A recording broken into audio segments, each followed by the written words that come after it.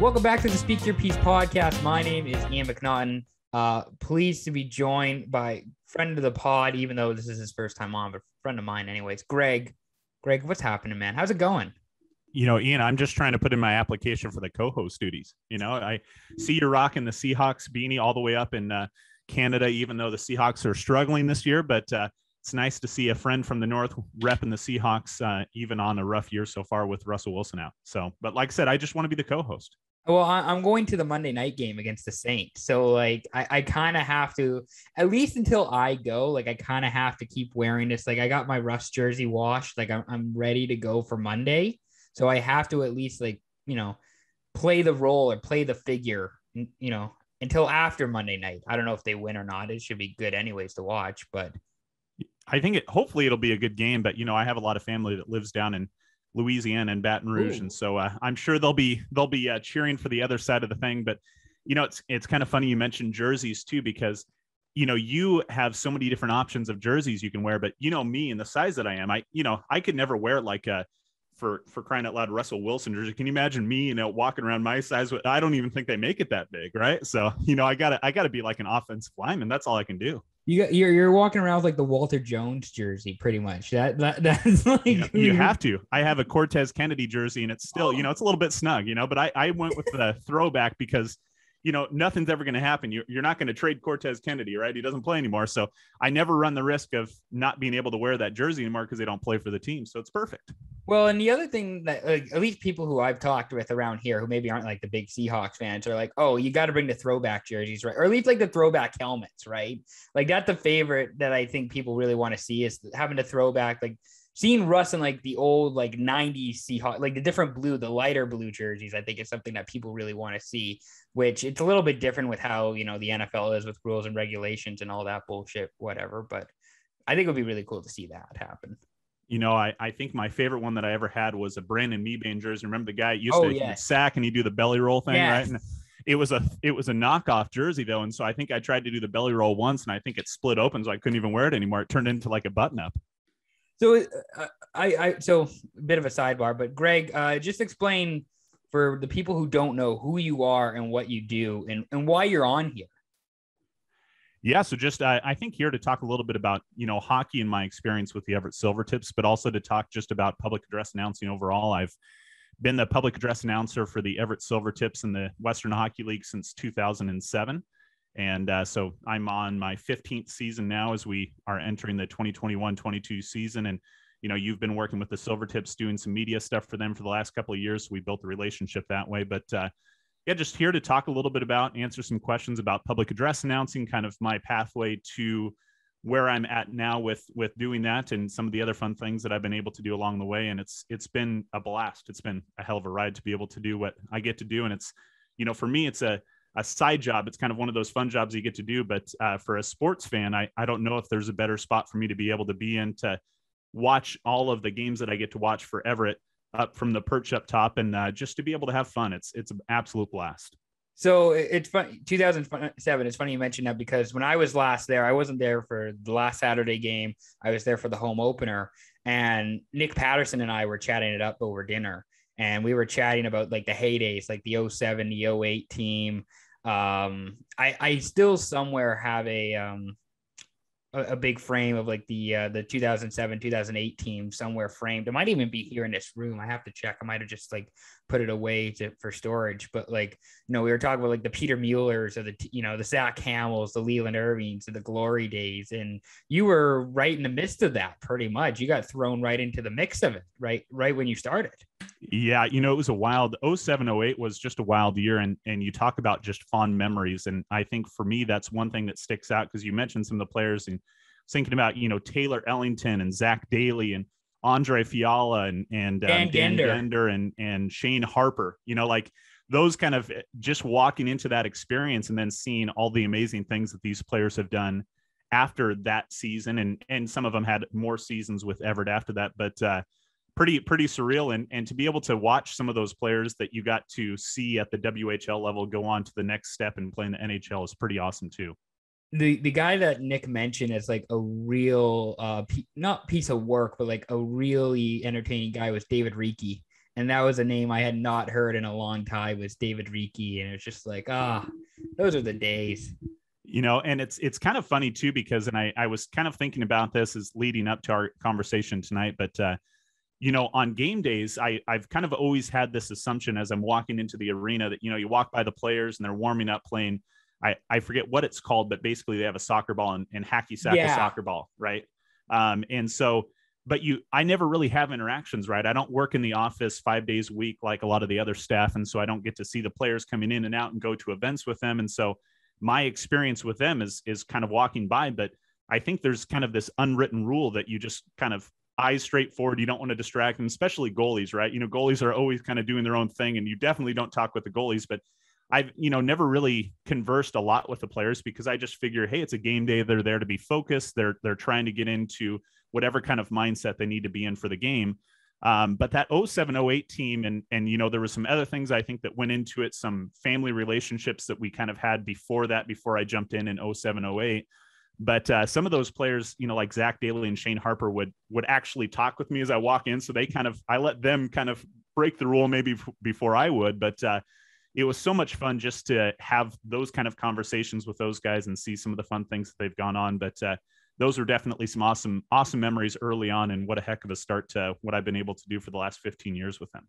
It's funny you mentioned like not talking to guys, because Wolfie, Dustin Wolf, who, like, when I was first there in person, like Wolfie went over like kind of for, Greg and I know, but like nearby the office, like where you go in, like behind the locker room by the office, and he's like warming up there, listening to music or whatever. Like you don't mess with Dustin Wolf pregame. You're not talking to him. But when I was walking on the home opener, October 8th, when I was walking from the office to the green room to go get dinner, and Jackson Berezowski pointed me out the other day, like when they were all doing their hockey, or their hacky sack, or their soccer, or whatever, when they're all by the Zamboni for the community rink, Jackson pointed out, he's like, "What's up, Hotshot?" Like he's like yelling, like, "What's going on?" And like, oh God, I was not expecting this. So you get a better reaction than I do. I don't even know if they knew who I am. I just kind of walk by and, I said, well, like Ronan Seeley, like I kind of nodded, because you do like the guy nod, like, "Hey, how's it going?" And like Seeley, like sort of recognized me, but didn't recognize me. Berezowski picked me out. And then Braden Holt, I had my oh shit moment, because when I last saw Braden Holt, like I was taller than him. He was wearing braces, and I was the one interviewing him. Yeah. And now he's like taller, skinnier, looks like he should be there. He's been to Maple Leafs camp. It's like, okay, I'm a little out of my element here. Table had turned a little bit on you. Yeah. Huh? You didn't get taller? What happened, Ian? Yeah, I don't. Yeah, it's weird. But you mentioned, yeah, so getting into it and like the family connection. So talk about how, because for those who don't know, the connection here with you and the PA, it's a great story. Just talk about how you got the job and how you became the PA announcer for the Silvertips. Yeah, and I'll maybe even go a little bit further back and talk about when I first started in hockey. Sure. So in the early 2000s, the Seattle Thunderbirds still played in Key Arena, and at that time, my dad, Dave Piland, got the job as the on-ice host for the Seattle Thunderbirds when they played in Key Arena. And I, became almost an instant hockey fan just because he was going to all these games. And so I started going with him to all the games. And so after going to all the games, I don't know, maybe for half a month or so, the Seattle Thunderbirds, somebody there at the organization just decided to put me to work. They said, "Hey, if you're going to come to all these games, we're going to put you to work." And so my first job in hockey was with the Seattle Thunderbirds, working as the mascot's bodyguard. And so back in that day when they played in Key Arena, there was a fair amount of beer that was being consumed by some of the fans there. And so anybody that messed with Coolbird, I had to escort them out of the building and kind of say, "Hey, politely, you're going to have to go home for the night," kind of a situation. So that's kind of how it all started for me. And a lot of fond memories, going down to Key Arena, watching some of those fun games that the Seattle Thunderbirds played in that arena. And it's very different now than it was back then, but still kind of a great introduction. And, for there, I kind of stopped doing hockey, I would say right around 2004, I think right around when the Silvertips kind of first kicked off their inaugural season. And that was when my dad actually got the PA job with the Everett Silvertips. And so he was their first public address announcer, and he went in and a few years after that, he got diagnosed with cancer. And so one of the things that I've always thought about the Everett Silvertips is, not only is it so much fun to watch the product that they put on the ice, but the people that really run that organization, people that have been there since day one, like Zoran Rashik, are just such quality people and have done so much for my family over the years. They did fundraisers for my mom and dad as my dad was kind of going through that struggle. And in 2007, early on, right after actually the season completed, the 06-07 season completed, my dad was kind of getting a lot further down and not doing well at all. And so I set up a meeting with Zoran, and I went in to talk to him about doing a golf tournament and seeing if the Silvertips would help support us doing a golf tournament to help raise some funds for my mom and dad. And at the time, I'd asked Zoran what his plans were if, my dad wasn't able to do all the games, or what he was going to do if he needed a backup, something along those lines. And, at the time I had never done any public address announcing. I didn't like speaking in front of people, nothing whatsoever. And he said, you sound a lot like your dad. We would love to have you as a backup. And he said, I want to make it very clear. We want you as your dad's backup. We don't want you as the main person. If he gets better, we want him to continue doing it. And so it was kind of that time that I agreed to be the backup. And unfortunately, in August, my dad passed away right before the 07-08 season started. And so I kind of jumped into doing the public address announcing. And for me, I think that's where that big family connection comes in. I mean, the Silvertips have been just this wonderful organization that have been so important to my family, over the last much more than 15 years when my dad was there as well. And it's just been such an awesome experience to hopefully be able to honor some of his memory. And, the Silvertips, like I said, just such a class organization. They renamed the PA booth after my dad. And one of the biggest compliments I ever get is people say, if I miss a game, people say, hey, we missed Dave at the game tonight. So people still think it's him up there that don't maybe know the full story. And for me, that's like the coolest compliment I can ever get, because all I ever wanted to do was sound just like him doing the games, because I looked up to him so much and thought he did such a wonderful job.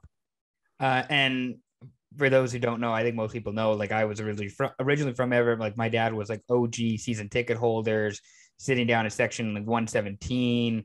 Like, your voice and your dad's voice are like synonymous with, like, Silvertips hockey and Silvertips games. Like, I can still like close my eyes and think about like all the times that I went there, and I can hear the voices, and it's a remarkable story. And you guys, I have to say, are like the voices of the Silvertips. I mean, obviously there's been different radio people who are calling the game on the radio, but when you're actually there in person, there's nothing like it. There really isn't. And I genuinely mean that, because you guys do such a phenomenal job. Your dad did such a phenomenal job. Even as like a little tyke, I can still remember, like, your dad calling it. But yeah, it's weird now, 15 years almost of doing this. And did you ever think like PA was going to be your thing, or did you ever just have the interest in doing it, or was it just like, if you need a hand, I'm happy to help? But did you think this was going to be a career path for you? I never really considered it one. So before my dad did hockey, he did the stock car racing out at Evergreen Speedway in Monroe. And so that was kind of his jump into the business. And then he moved on to hockey when he got the Seattle Thunderbirds job, and then eventually over to Everett. But I never really thought about it. Like I said, I was never like a comfortable person talking in front of people. And I just couldn't imagine being up there in a booth and talking in front of thousands of people. Right. Like, and it's a lot different than going down on ice and holding the microphone and actually standing in front of everybody. I kind of get to be back behind people, which I think helped me a lot, especially in those first couple of years. But I never really thought of it as any kind of a career path. I think it was not until I started doing it and really started enjoying it that I thought, hey, this is something that I want to continue the legacy on. And like you said, there's definitely been some wonderful play-by-play broadcasters that have come through the Silvertips organization. But I think it's kind of cool that there's always been a Piland behind the mic as far as the in-game, presentation that we put on. And so for me, it's so much fun to continue that legacy on. And I still think there's things that we can do that make the fan experience even that much better. The person I get to work with now every night on game nights is Joel Anderson, and he has the same kind of passion. Like, how can we put on the best possible show for the fans that come out? Because, we connect so much with the fans, and there's so many fun experiences we have on game nights with people that, one example I'll give you that every time the Silvertips score 4 goals, they have a promotion where they give out a discount coupon to a sandwich shop that's located in Everett. And we always play a video that goes along with it, and it's the Sesame Street counting to 4. And there's this group of fans that have started to grow and grow, and every time we score our 4th goal, Joel and I reach out over the ledge and we hold up 4 fingers, and these group of fans look back at us and they hold up 4 fingers. And it's that kind of connection where you start to build those kind of things that just ends up being so much fun, right? It's something that I hope they look forward to. I know it's something whenever we get to that 3-goal mark, Joel and I start talking to each other. All right, here we go. It's time for that 4-goal song. We get it queued up in the video system. But, that kind of stuff, I think, is where Joel and I derive a lot of our passion from now is just how can we continue to make the product that we're putting out there outside of, what the great things the Silvertips organization do on the ice. How can we continue to make the game night experience for fans that much better and try and come up with new and unique things to be able to do. And, for me, I think that's what just continues to drive the passion is, hey, how can we continue to make this game night experience even better? Do you know how many people send me the Twitter GIF of that, like the Sesame when we score like 4 goals, like when I mentioned that, or like it's a 4-0 game or something, and like I must get like 3 or 4 of those a night. It's actually like it's one of the best parts about going because typically Everett's in line to score 4 goals most nights, so it's really fun when that happens. That fan connection is like nothing else.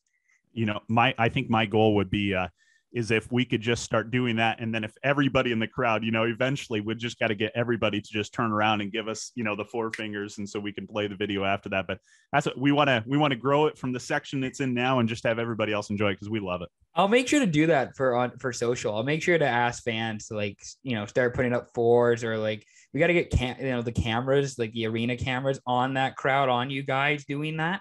Yeah. Or maybe, I guess Chris Mass isn't doing photos anymore, but somebody to take photos so we can post it on social so that the next time we'll do 4s. I wanted to ask, like, what kind of influence did your dad have in doing like PA or working in hockey? Did your dad really have any influence in saying like, hey, you should go be in hockey, or I'd like to see you do hockey? What kind of influence did he have for that and for you? It was kind of a bit of a crazy experience. So like I said, when I first spoke with Zoran after the 06-07 season had ended, when my dad's health was starting to decline, my dad and I actually worked together. We had the same employer for our day jobs, and he was the general manager there, and I worked out at the front at the counter. And so we used to drive to work together a lot. And I remember, at that time he was unable to drive. And so we were going to work and we would talk about how he does a game. We would talk about, what kind of things he feels are important to enunciate and to elongate to make sure that the crowd gets that much more into it.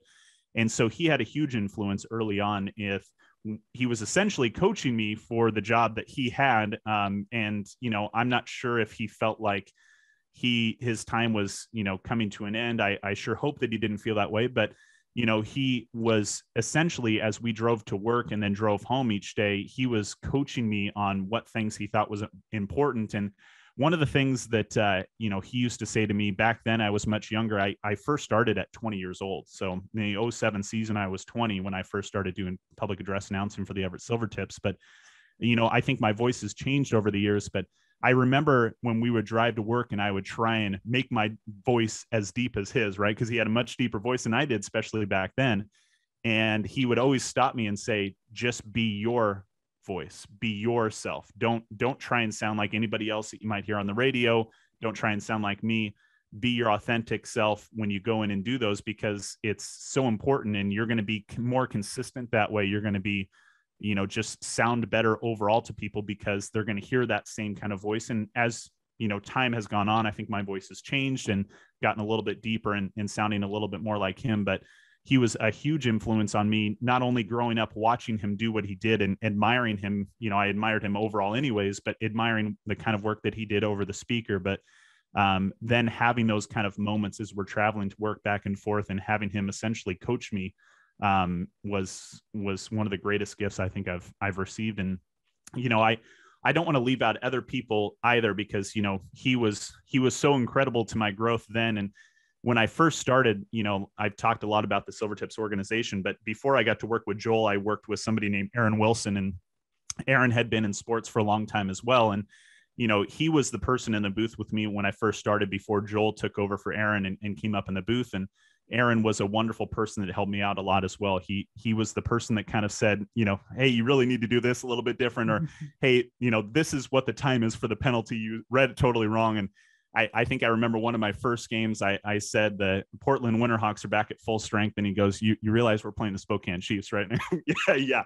Now I do. Thank you very much. But, those kind of people, aside from my dad, that helped me as I first started, because, like we've talked about, I had absolutely no experience, that kind of helped me grow into the position. And Joel has taken over in that same spot, and he's always coming up with creative ideas and trying to help us both put on the best show that we can. But a lot of influences, but yeah, definitely a very special one with my dad and those drives back and forth to work.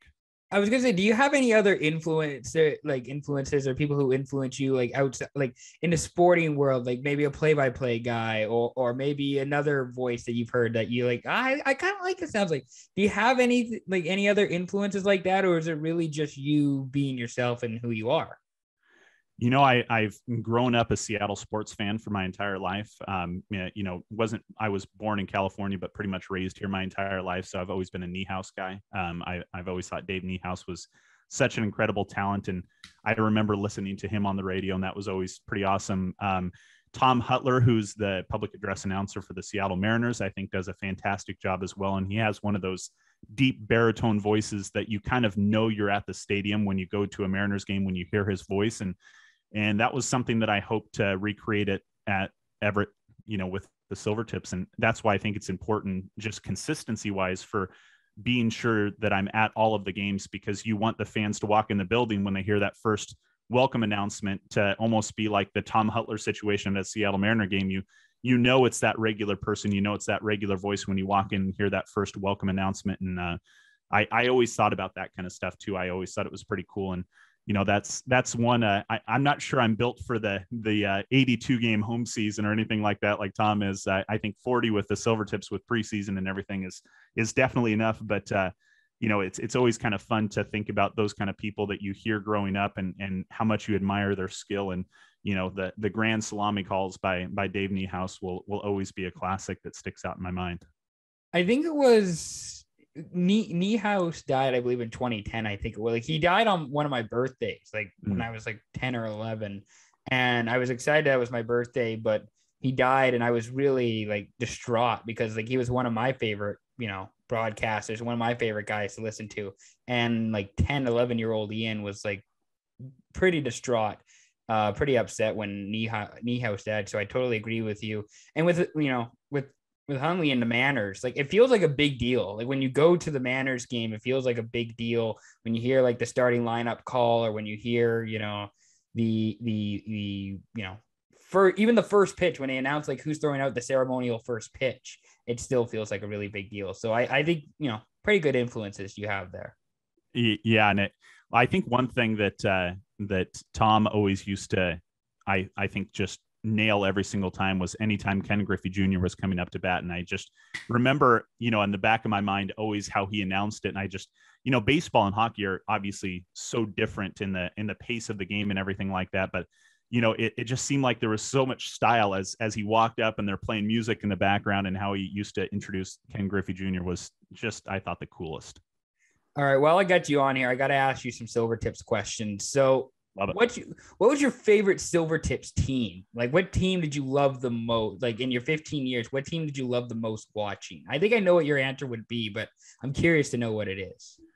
Well, you talked a little bit earlier on about the 07, 08. And so I think that memory is going to stick out to me, just because of the players that were on there and kind of the connections I felt like I had with some of the players, and the mass amount of talent that team had in 07, 08. And so that was a blast. I have to say 17, 18 was a lot of fun too, right? Making it to the WHL finals, and just the buzz that was around that team in 17, 18 with them going all the way to the final championship round. And to me, like, the longer the season goes, it just, that excitement continues to build, and the team puts out new videos to kind of get the crowd pumped up. And it was just, that season was so much fun. And but ultimately, I guess I would say, I think every season is so different. There's a new group of kids that come in, and the thing I think that's so unique about the WHL is really the age group of the kids that are coming up, the passion and desire they have. And if you think about it, as a 15 or 16-year-old, can you imagine moving away from home, where you're most comfortable, going to live with billets and playing in front of thousands of people every night? And, to me, it's just so impressive that these kids hold it together as good as they do, that they're still able to attend class and that they're able to come out and put on such a great show. So I don't know that I have a favorite. I think there's definitely those memories of 07, 08 just being my first season, and then the 17, 18 team that went all the way to the finals. But I think I have so many different fond memories of every year that happens, because new players come in, new stories develop, and luckily I've been able to be a part of a franchise that has had great success over the last 15 years, and actually over the entire 19 years the organization's been around. And so we've seen a lot of playoff hockey in Everett, which is awful exciting as well. So do you have a favorite silver tip, or like top 5 silver tip players that you watch, that you love? I think about like players that I loved announcing their name and players that I got to announce a lot. So I think Shane Harper sticks out a lot. I think he had right around 100 goals as a silver tip. And so that was always a fun one. And Patrick Bykov, I think, was another one. I loved saying that last name, Bykov, every time that he would score a goal. And I'm not sure if he's still the points leader as far as goals in Silvertips history. I think he is, but he was definitely a fun one to watch too. So I would say, a lot of them are fantastic. I can't even say I play adult hockey because I'm absolutely terrible, but I always play defense. And I think it's because I can't skate the length of the ice, but so there was some defensive players that I always thought were cool, Taylor Ellington and Ben Betker, but I got to go with Shane Harper and Patrick Bykov, I think. I threw out a Graham Potter reference to Nick the other night, and he was, again, same sort of like, wow, that's a name I have not heard in a long time, Graham Potter. Yeah. Yeah, sometimes you go into the depths, and after, that many years of you being a fan and now working for the team, there's kind of fun memories that you bring up with a lot of these guys. Like I remember Jujar Kara when he played for the team, and Travis Huntington was the play-by-play voice at the time for the Silvertips. And I remember talking to Trav after one of the games, and I said, hey, somehow you got to work in Jujar taking care of business. And I said, it just fits. It just works. And I remember he came in after one of the games and he said, I said it. And so I went back and listened to it, and he said, Jujar scored a goal, and he goes, Jujar taking care of business. And I just absolutely loved it. But it's fun to think about some of those players from the past too. And to not only watch what they do later on in their careers, if they go on to the next level, but just to think back of some of those fond memories that you have with, goal scorers always kind of stand out, right? Because you get to hear about them the most, but also guys with a lot of penalty minutes, Kyle Beaches and Mitch Loves. And, those are kind of the people that I think people remember a lot as well. But the Radko Gudas is another name too. Like Radko Gudas, like the 1 year of Gudas. Well, yeah, I think it was 1 year, wasn't it? The Gudas Ryan Murray line too. Like yeah, Ryan Murray, for crying out loud. Gosh, what a great defenseman he was forever. But Gudas was another fun one because he has just a fun last name that you can go Goo. Yeah. And then everybody, it's almost kind of like when Lou Pinella's name would be announced, and everybody thought they were saying Boo, but they were saying Lou. But you could do the same thing with Gudas. But just a fun name and a fun player to watch too. So. And like when I was a little kid, like we got like Silvertips jerseys, like that's, it was a big deal. We got jerseys, and we were such a big fan, like we would tape like, with like hockey tape, like names and numbers on the back, right? And like I think like one whole week I had like the entire kid line, like the Kellen Totchkin, Tyler Maxwell, Byron Fay, like I had the whole kid line on my like jersey, just switching in and out. And it's just like that's part of what my love for the Silvertips is, the fact that I can pull up the kid line and like people in Everett and the Silvertip fans know who I'm talking about. It's just great. Like that's why I love it so much. Yeah, and I think you have such a great fan base there that has been around for such a long time too, that you look at some of the Silvertips games and you see some of those jerseys like an Ivan Nikolishin, or like just some of these like holy smokes, how long was that? Like, how long ago was that? But it's fun to see people that have been around for that long and people that still have such a passion for the team. I swear I saw like a Matt Isis like IUS jersey. Uh-huh. And I saw that the last time I was there, and I'm like, that's got to be so long. Like, that's at least 10 years ago you've had to have that jersey. And maybe it's like a billet or something, like somebody who would personally have a connection to him. But like the fact that somebody's still pulling out Matt Isis or IS jerseys, it's incredible, really. We got to get you like a Kent Simpson jersey or something like that. I would love a Kent Simpson jersey. I think like a Kent Simpson, Brendan Campbell. Yeah. That'd be perfect. Oh. What's the hardest player you've ever had to announce? Everett or away? What's the hardest name you've had to announce? Gosh, I because hockey names are not easy.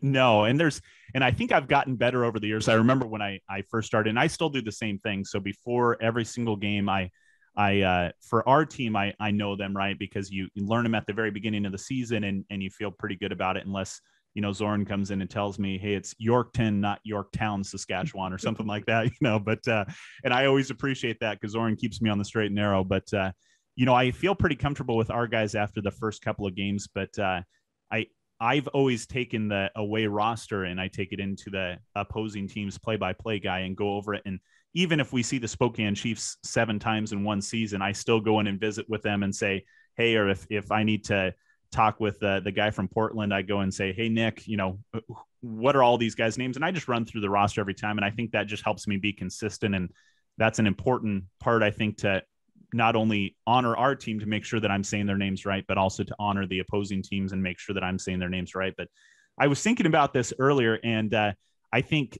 Stathis Sumalidis, and I'm not sure if you remember him. He was from the Czech Republic. He was like, I think 2012, 2013, but Stathis Sumalidis. And I wrote it down here because I couldn't even remember how to spell it, but it's Stathis, so Stathis, and then Sumalidis, Soumelidis. But I remember seeing that for the first time, and I was like, oh my gosh, I'm in for it. But that one, and I'll take home rosters after a game or something if I have it in my pocket. And one of my favorite ones to show people was Montana Onyebuchi, because if you look at his last name, right, it's like, I don't even know exactly how to pronounce that. And so I would give that sometimes to my friends and ask them, how do you pronounce this last name? And it's always funny to hear some of the versions that come out. But I think Stathis has got to be the toughest one. I was going to say, like, is it just it's just easier for you now? Like, it's just like everything almost just rolls off the tongue because you've been doing this for 15 years, like you say, is it, or are you still finding yourself like every once in a while, just got to check to make sure, or you got to, ask Nick in Portland, hey, is this right? Like, or is it just rolling off the tongue now? I think it really just comes down to preparation for me. I feel so much more comfortable when I get that roster, when I go in and kind of just keep my same process and I go and talk to the opposing teams play by play. And like I said, even if I've seen the team and the players haven't changed and it's the 5th or 6th time meeting them, I still kind of go through and make sure that I'm hitting the right spot that I need to with their names. And so I think it's definitely gotten easier over the years because it's like you start to see the same pattern with some of these last names too, right? And so I feel much better about being right on my first guess as opposed to having them correct me. And I always write it phonetically on there so I, can try and make sure that I don't mess it up. And there's a lot of dashes in there, and then I try and kind of all mold it together. But I think it has for sure gotten easier over the years just because you start to see the same kind of names over and over again, and you understand, that Byron Froese is Froese, I think, but it's so it's not Froze, it's phrase, and knowing where to enunciate and make sure that you're getting those names right. But I think for me, ultimately just comes down to preparation. So I'm going to sidetrack a little bit here. I didn't put this in the agenda, but what is an actual game day preparation? How do you prepare for each game? What does that look like for you? So for me, I'm a big tea drinker, and I think I read somewhere that Tom Hutler drinks throat coat tea. It's this kind of tea that you can get at pretty much any grocery store, and so I always load up on that. And so I get to the arena as fairly early. If it's a 7:00 start, I try and get there by about 4:30 and have my tea and kind of start off that way. Talk with the director of game operations about what kind of promotions we have that night. I talk with Joel about, what we want to do for the starting lineup song, just kind of talk about logistically what we're going to do for the game.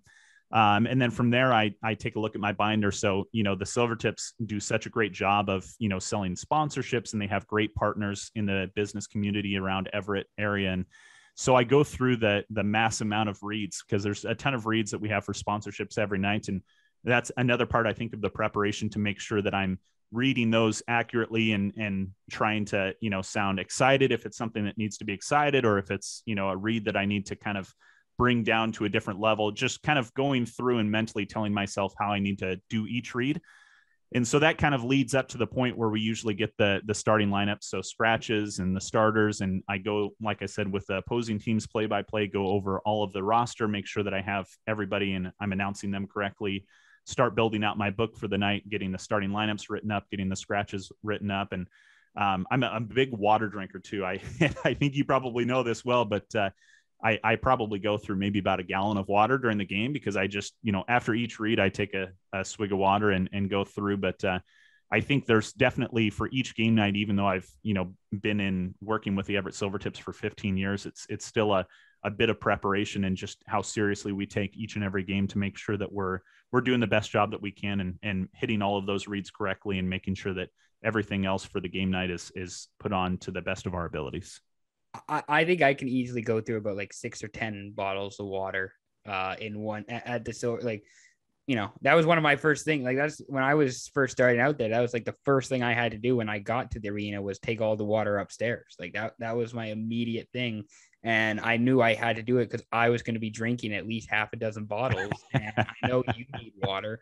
So it's a critical part of the operation. Oh, absolutely. And, sometimes we run low, because that water is also for the off ice officials and everything like that. So I'm in between intermissions and everything like that, and running into the bathroom and filling up bottles of water just to make sure I have enough to get to the end of the game. The when the Kraken had their preseason game in Everett, they actually turned off the fridge. Oh, so that's why all the water is warm now, huh? Yeah, because we're still trying to get this fridge cool. Oh. So the Kraken, thanks a lot for the Kraken for turning off my fridge upstairs. We're gonna have to get coolers up there or something, and we're just gonna start bringing our own ice, our own coolers, and get our own waters. Pretty much, yeah. We're just gonna have bags of ice, bags of coolers, and then some, probably for Joel, we're gonna have to put with it Michelob Ultra? Is that the post game beer now, or not Budweiser, Bud Light? We'll get a bunch of Bud Lights up there for Joel. We can't put them up during the game. That's a post game celebratory victory. Those 2-pointers. You can always have that. Well, just so we have them upstairs, so Joel doesn't have to go downstairs to get them. That's how we do it. And Joel he's always funny, man. That guy's always grinding. I think after a game and it's 10:30 at night, and he gets right back on his computer and he starts working away, and there's no quit for that guy. It's just intense. He was sitting on his chair when I was there last time. Like, his whole family was there, and he's still sitting on his chair, typing away, doing his thing. Just working away. He's got to prepare for the next game. Yeah. Well, Greg, it's been awesome chatting with you. I don't have anything else here. This has been a great conversation. Do you have anything you want to plug or anything you want to sponsor here? No, Ian, we didn't even get to talk about the racetrack. The racetrack. Oh, I totally messed up about the racetrack. I'm glad you mentioned that, because I was about to sign off, but I totally want to talk about Evergreen Speedway, because that was like another one of, like, when I was living down there, my dad a couple times a year would take me to Evergreen, and figure eights were just the coolest thing in the entire world. They are. And I think it's still a huge excitement factor too for a lot of the people. The last race of the season is something they call 60 Minutes of Fear, and it's where this year they put Outlaw and Superstock figure eights out on the same figure eight course, and they set a clock for 60 minutes and just tried to see who was going to basically make it to the very end. But it's an absolute blast. I really good friends and family friends with the Hobbs family, who has the promoting rights for Evergreen Speedway, and their company is High Road Promotions, and they have been doing it out at Evergreen Speedway, I think, for the last 10 or 11 years. And over the off season, a great friend of mine that's been a great family friend, Steve Mortland, who has done tons out at Evergreen Speedway. He used to host a radio show on 1380 that was North Sound Racing. And so just a great sports car enthusiast and a great sports car announcer. The guy's done pretty much everything under the sun. And he called me up kind of out of the blue during the COVID season. So the 2021 season, when the Silvertips only had, I think, 12 home games. And he said, "Hey, what do you think about joining me out at Evergreen Speedway for the season? It starts in, the end of March." And I said, well, usually I'm kind of so tired by the end of a Silvertip season, but this one was only 12 games. So, he talked me into it, and I got to sit down with Doug, who, like I said, has been an old family friend. So great to connect with him again and got to do it. And it was, I think, so much fun. It's very different, obviously, than doing PA announcing. I have my script for PA announcing, and when you get out to the racetrack from, 3:30 until 10 o'clock at night, you have a small little script, which is just the ads that you need to read for the sponsors. But other than that, you're putting on the show for the fans that come out there, and there's nothing written down that you're going to actually announce. And so absolute blast for me. There's, such great divisions out there. They have Youth Hornets, which is kids 12 to 14 years old that are out there racing and trying to work themselves up into the next division. They have a great NASCAR group, the super late models that are always fun, that race around the 3/8 and sometimes the large oval that they have out at Evergreen Speedway. But an absolute blast. And, we were talking, kind of joking a little bit earlier before this started about some of the fun memories. And the one that kind of popped to my head almost immediately is this guy named the Cowboy John Carlson, and he runs in the Outlaw Figure Eights. And whenever he wins, especially if it's a big race, he'll drive up to the fence, and it's a pretty tall fence, and then it's angled forward, right, to protect the fans from anything that flies off a car. But, he's done this for years too. And I remember, I think, I believe when my dad used to announce out there, I think he raced out there as well, but he wears cowboy boots to race, hence the nickname.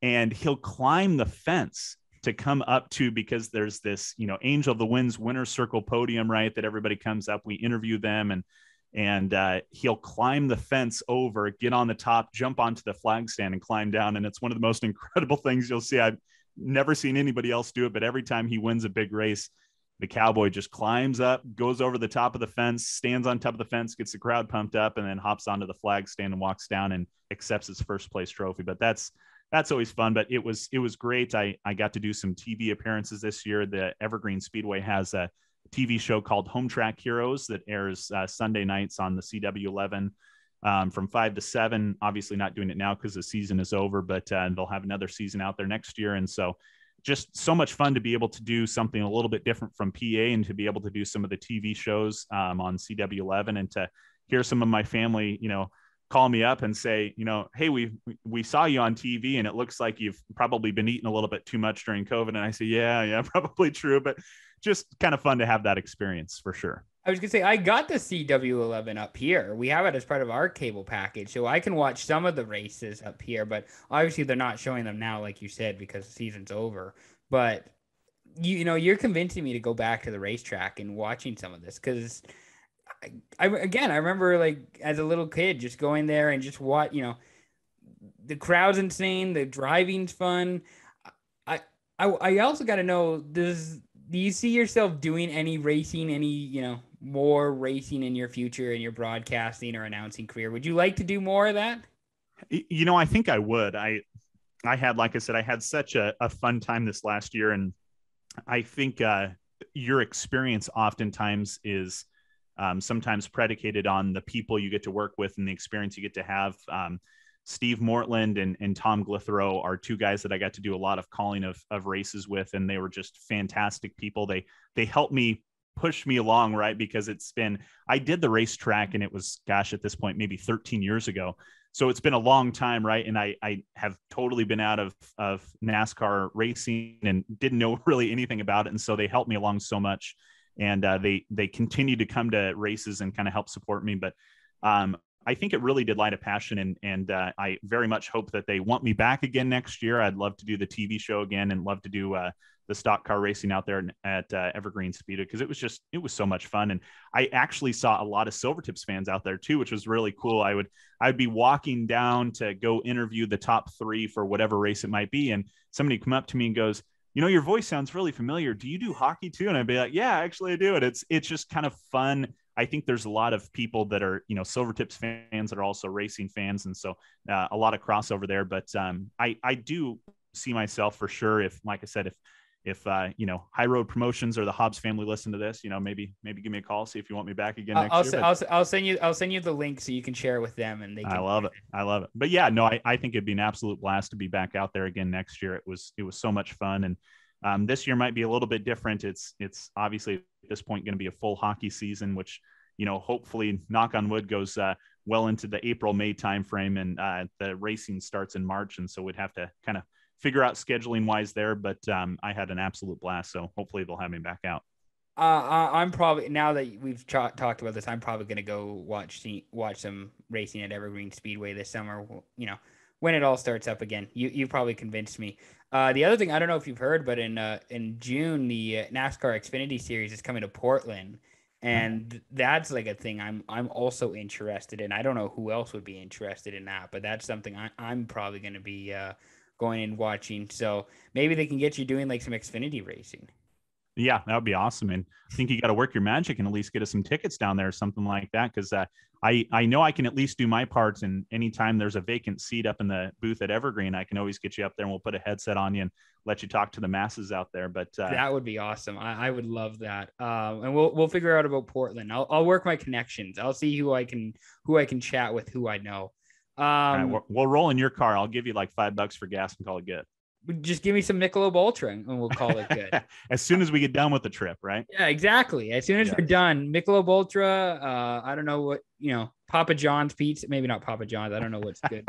We got to step your game up. I mean, Brooklyn Bros. Give me some Brooklyn Bros. And then. Isn't that an Everett thing? Do you think they have that down in Portland? What? Brooklyn Bros? I'll stop on the way back. I'll stop on the way back. I know we got to get you well fed before you go back over the border. I mean, that's a long drive for you. I know. That's what I know you're trying to kick me off this, and I totally get it, because you're probably tired at this point too. But I got to say, like, for the dedication for somebody in your role that's coming down and doing so much with social media with the team, to me, it's just so amazing. I mean, you drive from Canada for games. I mean, and I don't know exactly where you live around the Vancouver area, but I'm about 30 minutes from the border. Okay. That's dedication. I just think that's awesome. I remember, especially pre-COVID, when you were coming every single game, and I was thinking, my goodness, this kid's driving all the way down from Canada to come to a game. I always thought it was just like the coolest thing, like such dedication. So props to you, Ian. I think it's awesome that you have this passion, you're continuing on with it. And even if it is a 3.5 hour drive for you or so, you're still into it. Well, it's actually really good right now because the border is nothing. Like it's almost easier than pre-COVID, so it's actually not too bad right now. But also, I think some of the other listeners, I don't remember Scott, who worked for the Silvertips. He's probably going to be interested in this. Scott Blumenfeld and Nick Myers might also be interested in this. Not the name drop, but I already did. But they're the other guys who will probably listen to this. We'll check it out. Greg, this has been awesome. Thank you very much for your time. Again, if you need to plug anything, or if you want to sponsor any, if you got your own personal sponsor, here's a few. I'll give you a minute or two to just, plug something if you like. Ian, if there's sponsors out there, I'm always open to taking sponsors and doing reads for anybody. But I guess the last thing I'd like to just say is if anybody in the Silvertips organization or anybody at High Road Promotions at Evergreen Speedway listens, so grateful for the opportunities that they've given me. I think that the Silvertips are a super classy organization. They've always done right by me and my family, and I love working for them. And I feel the same way about Evergreen Speedway and the Hobbs family that run High Road Promotions. So I guess I'll just give a plug for the Everett Silvertips. Come down and see Ian, and come down and hear me and hear Joel and the magic that he does with music. And if you're a NASCAR fan, come on down to Evergreen Speedway during the months of March through October and see a race, because it's a blast. We'll see if we can connect with Joel to give us some sponsors. If he can send us some like Everett community sponsors to to plug this and to plug you. Basically, we just need more ad money. Tulalip Casino. We'll just say Tulalip. Yeah, Tulalip is a great idea. I like the sounds of that. That's a great idea. Greg. Yeah. Thank you very much for taking the time to do this. It's greatly appreciated. For the people listening, be sure to subscribe to our YouTube channel. You can check out this podcast on Spotify, Apple Podcasts, wherever you get your podcast. Thank you very much for listening. It's greatly appreciated. We'll be back soon. Peace out.